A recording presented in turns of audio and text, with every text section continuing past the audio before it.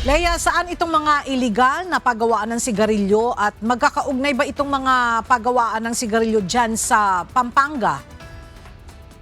Magandang tanghali sa iyo, Ella. Matatagpuan ito sa San Fernando, Mexico at sa San Simon, Pampanga.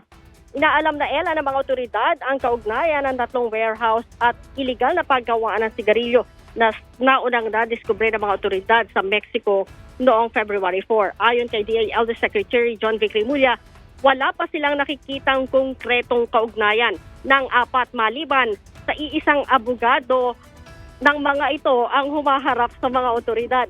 Kapansin-pansin din aniya na simula ng ma-raid ang isa sa paggawaan sa Mexico noong February 4 ay sarado ng nadatna ng mga otoridad ang tatlong iba pa.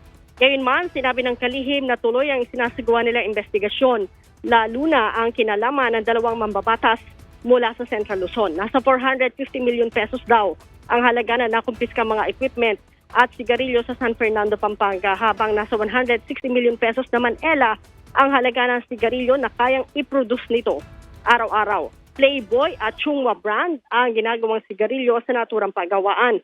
Dito naman sa San Simon Warehouse, may mga makina din at tobacco products.